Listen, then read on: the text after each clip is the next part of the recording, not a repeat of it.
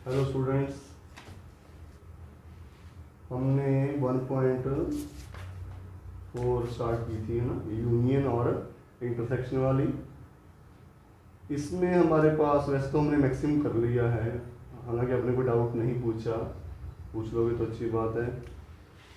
तो इसमें हमें क्या करना है, दो चीज़ें बच गई थी, वो आपको बता देता हूँ मैं। पहला हमारे पास है डिसजॉइंट सेट। अगर मैं इसकी बात करूँ, डिसजॉइंट सेट्स जिनमें कुछ कॉमन ना हो, अगर मैं सिंपल सी बात करूँ, नथिंग कॉमन, नथिंग कॉमन, ठीक है, कुछ भी कॉमन नहीं। जैसे हमारे पास दो सेट है, मान लो 1 2 3 4 है ना, एक हमारे पास है 5 6 7, कुछ कॉमन है दोनों में। अगर मैं कॉमन चेक करूँ भी, कॉमन कैसे चेक करते हैं, इंटरसेक्शन से ना, ए इंटरसेक्शन बी, तो क्या आएगा 5। या जिन दो सेट्स की इंटरसेक्शन, अगर मैं कहूँ ए और बी आर डिसजॉइंट, है ना, डेफिनेशन बनाता हूँ, if A and B are disjoint sets then A intersection B will be 5। तो उनकी इंटरसेक्शन क्या होगी 5। या सिंपल सी लैंग्वेज में उनमें कुछ कॉमन नहीं होगा, ठीक है। और अगर हम इसके बाद एक क्वेश्चन हमारे पास आता है, रियल नंबर्स की बात। रियल नंबर्स क्या होती हैं, rational number plus irrational number, इन दोनों की कलेक्शन होती है, ठीक है। जो रियल नंबर है हमारे पास है, सेट ऑफ रैशनल। अगर देखो, क्योंकि every natural number is rational, सारे आ गए, every whole number is rational, every integer is rational, ये सारे रैशनल होते हैं ना। तो ये तो सारे किस में आ गए, रैशनल में आ गए। अलग से क्या आ गया, इरेशनल। तो इन दोनों को मिला के क्या बन जाता है, रियल नंबर। रियल नंबर को डिनोट करते हैं आर से, rational number Q, quotient number क्या देते हैं इसको, इरेशनल नंबर को आई आर। तो इसमें हमारे पास एक क्वेश्चन है कि if R is set of real number, Q is set of rational number, then what is R minus Q. अगर मैं आर में से क्यू माइनस करूं, रियल नंबर में से रैशनल निकाल दूं, तो क्या बचेंगे, इरेशनल। ये लिख दो ब्रैकेट में, सेट ऑफ इरेशनल नंबर, ठीक है। दो चीजें हो गई, डिसजॉइंट सेट कुछ कॉमन नहीं है, और R minus Q is equal to I R, ठीक है। रियल नंबर्स में से अगर रैशनल नंबर निकालोगे तो क्या बचेंगे, इरेशनल नंबर। अब चलते हैं हम अपने 1.5 पे। ये है हमारे पास कॉम्प्लीमेंट ऑफ सेट, ठीक है, 1.5, और टॉपिक का नाम क्या है, कॉम्प्लीमेंट ऑफ सेट। सिंपल है, बस ध्यान रखना, ठीक है। इसमें एक चीज मस्ट है जो क्वेश्चन में होनी चाहिए, दैट इज यूनिवर्सल सेट, ठीक है। ऐसे कर दिया करो यूनिवर्सल सेट, ठीक है। थोड़ा सा हाईलाइट हो जाता है कि भाई ये यूनियन नहीं है, ऐसे थोड़ा सा इसको ऐसे कर दिया करो। यूनिवर्सल सेट हमारे पास क्या है, 1 2 3 4 5 6 7 8 9, ऐसे है ना, 10 तक है ना, ऐसे कुछ भी मान लो। ए हमारे पास है 2 4 6 8, ठीक है, और बी हमारे पास है 1 3 6 9 10, ऐसे कुछ। सी हमारे पास है 2 3 8 9, ऐसे कुछ, ठीक है।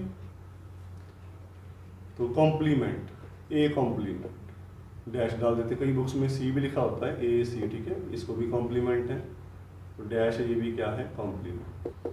कॉम्प्लीमेंट का मतलब ही क्या होता है, ध्यान किस में रखना है आपने, यूनिवर्सल सेट पे। जिसका भी कॉम्प्लीमेंट फाइंड करना है यूनिवर्सल सेट में से, यूनिवर्सल सेट में से आपने क्या करना है, जिसका कॉम्प्लीमेंट फाइंड करना है वो क्या कर देना, उसमें से माइनस कर देना। माइनस करना आता है ना, डिफरेंस ऑफ सेट। यूनिवर्सल में से ए के एलिमेंट्स बाहर निकाल, 2 जो भी हैं वो निकाल के जो बचे यूनिवर्सल में बाकी लिख दो। क्या बचा, 1 3 5 7 9 10, यहाँ पर क्या आ गया, एक कॉम्प्लीमेंट, है ना। यूनिवर्सल में से जिसका कॉम्प्लीमेंट निकालना है वो एलिमेंट्स बाहर निकाल दो, जो एलिमेंट बचे निकालने के बाद वो लिख दो। जैसे बी कॉम्प्लीमेंट, ये मर्जी है, आपने यू माइनस से लिखना है, आप डायरेक्ट भी आंसर लिख सकते हो, यू माइनस बी। 2 बचा ना, समझ लो बात, 1 कट गया, जो बचे ये काट के इनको निकालने के बाद यूनिवर्सल में क्या बचा वो लिख देना, 2 4 5 7 8, ये आपको क्या आ गया आंसर, ठीक है। सी कॉम्प्लीमेंट कर लोगे ना, अपने आप ट्राई कर लेना इसको। अगर मैं कहूँ ए यूनियन बी कॉम्प्लीमेंट मान लूँ, तो पहले मुझे क्या फाइंड करना पड़ेगा, एक A union B, A union B क्या आएगा, इन दोनों की यूनियन, 1 2 3 4 6 8 9 10, इसके ऊपर क्या लगा दो, कॉम्प्लीमेंट। ठीक है, कॉम्प्लीमेंट तो फाइंड करना ही। तो अभी क्या फाइंड किया आपने, ए यूनियन बी फाइंड किया है। यूनिवर्सल में से अगर ये बाहर निकालेंगे तो पीछे क्या बचेंगे हमारे पास, 5 और 7, यही दो बचेंगे ना। ठीक है, क्लियर होगी बात, कॉम्प्लीमेंट समझ में आ रहा है ना क्या है। ओके, एक है ए कॉम्प्लीमेंट फिर कॉम्प्लीमेंट, है ना, ए कॉम्प्लीमेंट ये आया। अब मैं इसका भी कॉम्प्लीमेंट फाइंड करूंगा, इसका मतलब यूनिवर्सल में से ये निकालूंगा तो फिर क्या बचेगा, 2 4 8, है ना, जो भी 6 8 यही बचेगा। यानी कि 2 बार कॉम्प्लीमेंट करने पर कॉम्प्लीमेंट और कॉम्प्लीमेंट आपस में कैंसल आउट हो जाते हैं, हमारे पास आंसर फिर क्या रहता है, ए। 2 बार कॉम्प्लीमेंट करोगे आपका सेम आंसर आएगा जो आपने फाइंड करना था। ठीक, B minus C complement, simple सी बात है ना। देखो ध्यान पहले इस पे रखो कि बी माइनस सी क्या है। अगर मैं बी में से सी के एलिमेंट बाहर निकालूं, ठीक है, बी में, ध्यान बी में रखना है, बस ऐसा आंसर रखना है इसमें सी का कोई एलिमेंट ना हो, बी में से। ठीक है, तो 1 3 बाहर निकाल दिया ना, 6 और 9 बाहर निकाल दिया, 10 ना, क्लियर है। 3 और 9 एलिमेंट थे वो बाहर निकाल दिए, 1 6 10 आपका आंसर आ गया। ये हमारे पास क्या है, बी माइनस सी। हमें क्या फाइंड करना है, इसका कॉम्प्लीमेंट। तो यूनिवर्सल में से ये एलिमेंट बाहर निकाल दो, 2 3 4 5, ठीक है, 7 8 9, ये आपका आंसर आ गया। तो जिसका भी कॉम्प्लीमेंट फाइंड करना है उसको पहले फाइंड करो, अगर कॉम्प्लिकेटेड पार्ट है तो उसके बाद उसको यूनिवर्सल में से वो एलिमेंट बाहर निकाल दो, आपके पास क्या आ जाएगा, कॉम्प्लीमेंट। ठीक है, तो फर्स्ट और सेकंड क्वेश्चन मुझे पता है आप कर लोगे। ठीक है, ट्राई करना, बाकी आप डाउट जब मर्जी पूछ सकते हो, आपको बोला मैंने। क्वेश्चन नंबर 3 देखो, x is an even natural number. ठीक है, एक्स इज, सारे आपको 3rd क्वेश्चन में हमें दे के रखा है, आपको नेचुरल नंबर यूनिवर्सल दे रखा है। जैसे अगर इसी की बात करूँ मैं, यूनिवर्सल क्या दे रखा है आपको, set of all natural number, सारे नेचुरल नंबर। इसका मतलब इनफाइनाइट हो गए ना, इसका मतलब ये कि हमारे पास क्या है, ये 10 11 अप टू सो ऑन, ये हमारे पास क्या है, यूनिवर्सल सेट है। तो पहले उसने क्या कह दिया, x is an even natural number, x is an even natural number, इसका आपको कॉम्प्लीमेंट फाइंड करना है। इसको लिख दो ए कॉम्प्लीमेंट क्या आएगा, x। अगर सेंटीमीटर फॉर्म में लिखना है हमारी मर्जी है, रोस्टर फॉर्म में लिखो चाहे, मैं लिखूंगा x is an odd natural number. ठीक है, यही होगा। देखो ना, अगर मैं इवन निकालूंगा क्या बचेंगे, ऑड बचेंगे। क्लियर, ये नॉट इवन लिख दो, है ना, नॉट इवन। ऐसे ही आगे ऑड है तो इवन बन जाएगा, पॉजिटिव मल्टीपल ऑफ 3। मैंने लिखा x is a positive multiple of 3। तो देखो है तो पॉजिटिव ना, रहेंगे तो positive. x is not a multiple of 3, x 3 का मल्टीपल नहीं है, बट है तो नेचुरल नंबर है। ये नहीं कहते x not a positive multiple of 3, तो पॉजिटिव नहीं नेगेटिव हो जाएंगे फिर तो वो।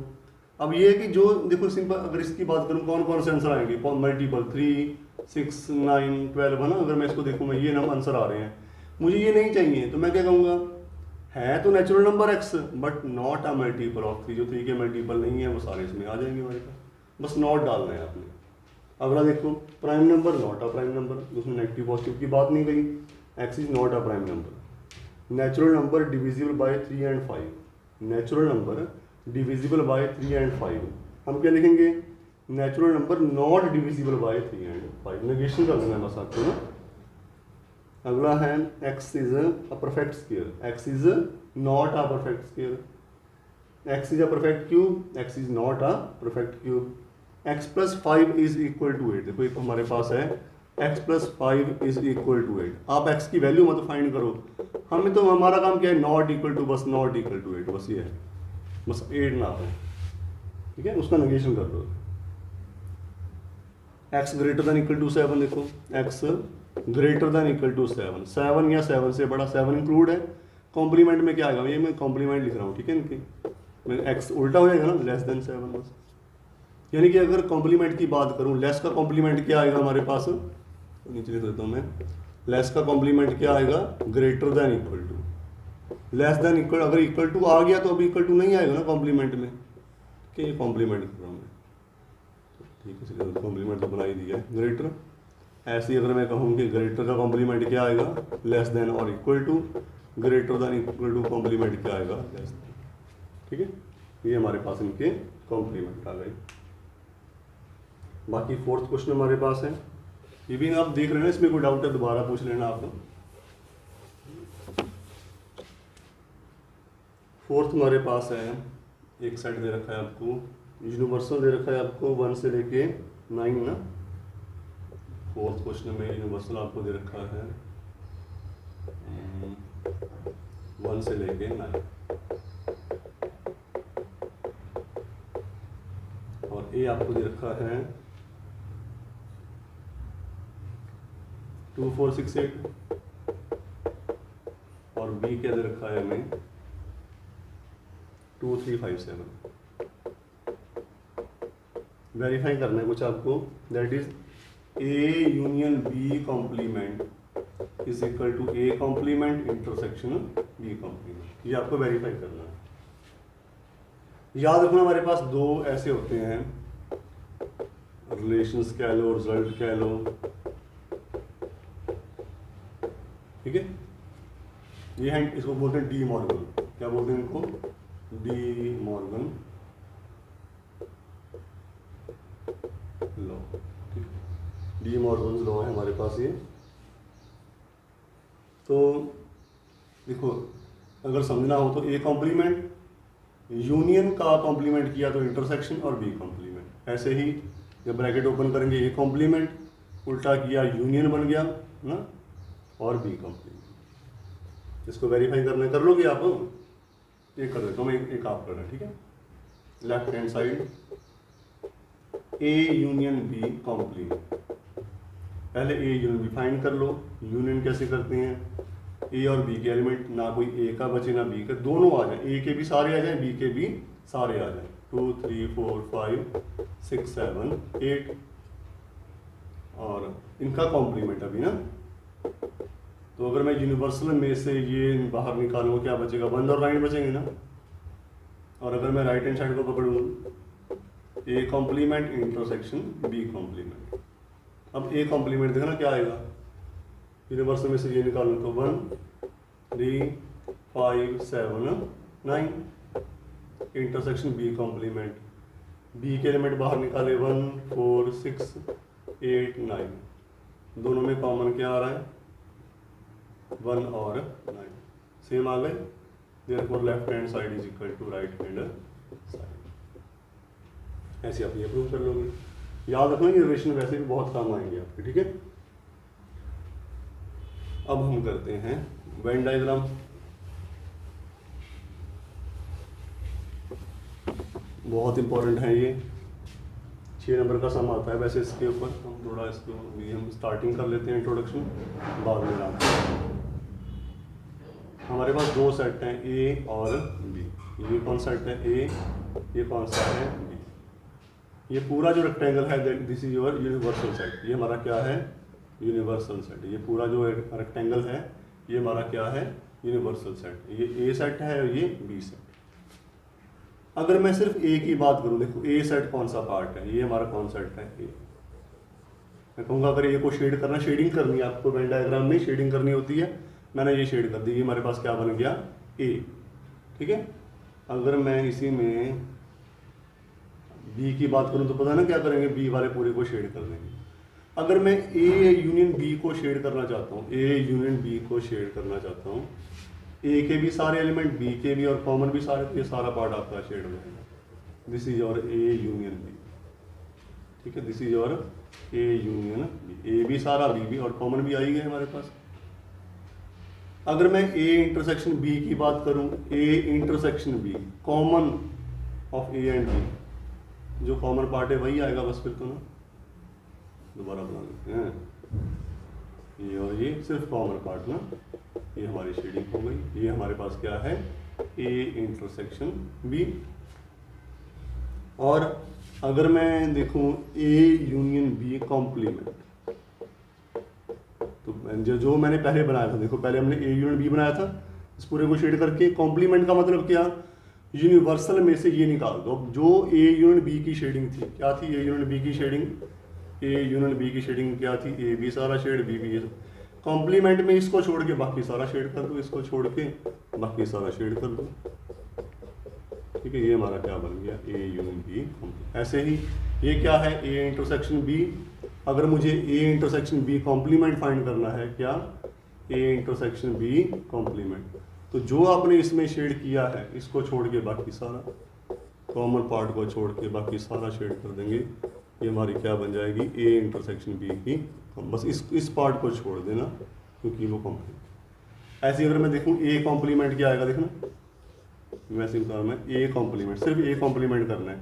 ए को छोड़, अगर ये ए सेट है ये वाला, ठीक है, ये ए सेट है, इसको छोड़ के बाकी सारा पार्ट, बस ए शेड ना हो, ठीक है। हमारा काम सिर्फ ए है। इंट्रोडक्शन दे दी मैंने आपको ना, थोड़ा बता दिया है कॉम्प्लीमेंट क्या होता है। ट्राई करो इन क्वेश्चंस को, फिर हम आगे देखेंगे क्या होता है, ठीक है। Thank you.